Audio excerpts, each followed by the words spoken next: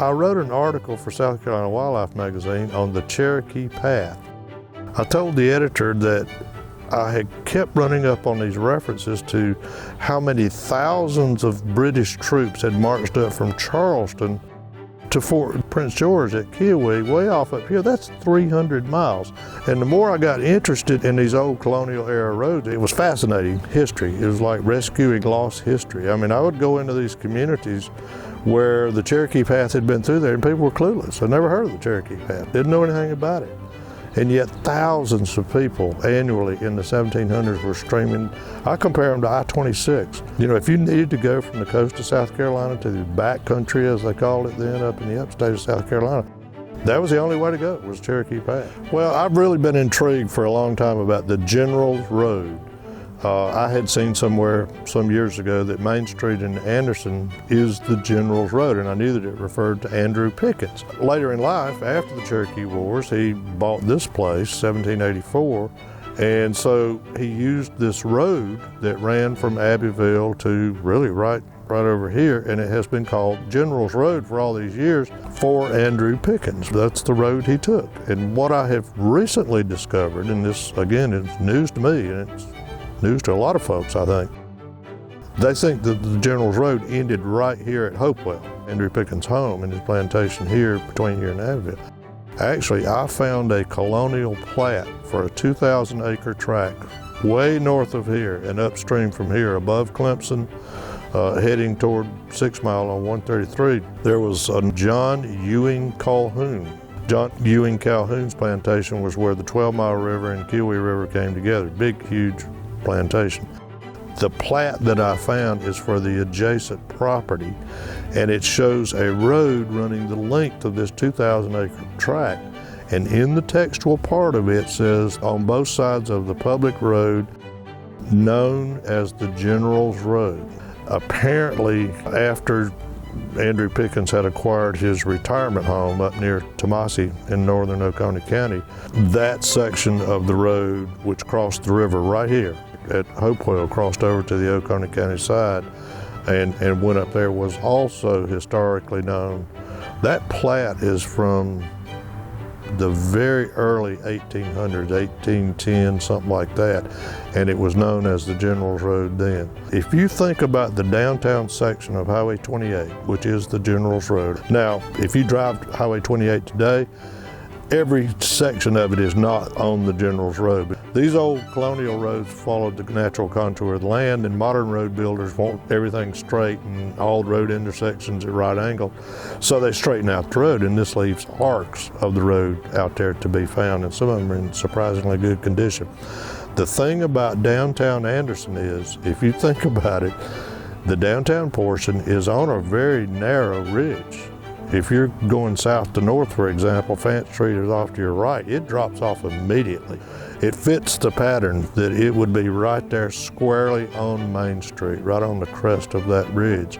And also the documentation is extensive, all the old maps. They don't name it necessarily as General's Road, but that road from Abbeville, which is now Highway 28, has been on the earliest maps. And I know for a fact that there were two really kind of famous taverns that were located along there. So it was later a stagecoach road. One of them was called the Temple of Health. It's just across the Abbeville County line.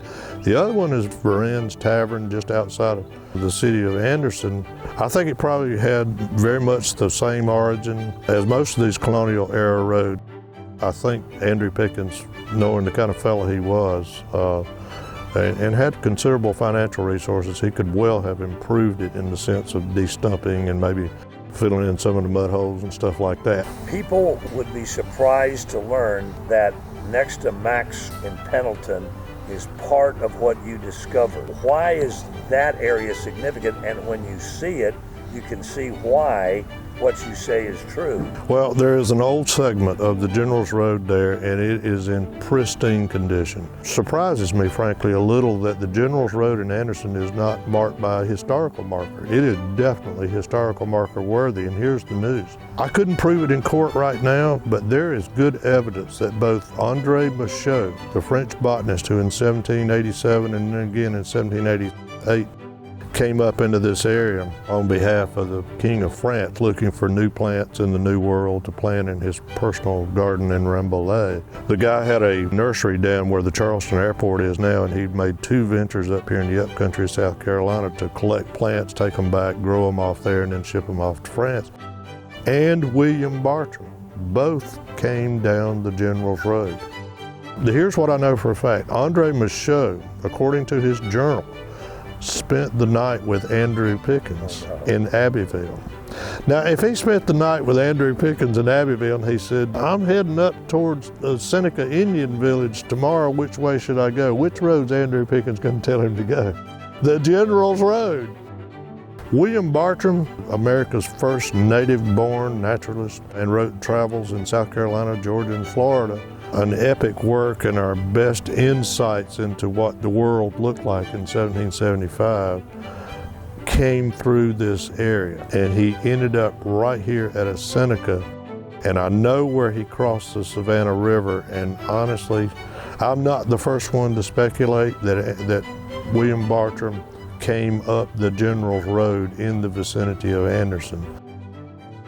Usage of the General's Road to describe that route continued even after Anderson was established. The really interesting thing that you see is on the original city map that Christopher Orr drew in 1827, we believe. That would be, of course, before Anderson Courthouse was established in 1828 as the seat of government for the new Anderson district. On that map, Main Street is used as the name for that road, and that's kind of the start of the transition between calling it the General's Road and Main Street. And then by the time of the Civil War or so, maybe a little before, the General's Road usage had kind of fallen out even more. And by 1928, when Louise Vandiver wrote her history, her words were essentially that Anderson never should have gotten away from calling it the General's Road because it was historic and distinctive, whereas Main Street was just bland and very commonplace. So even in 1928, there were those like Vandiver who remembered that name or had read about it and wished that the moniker had stuck and not become Main Street.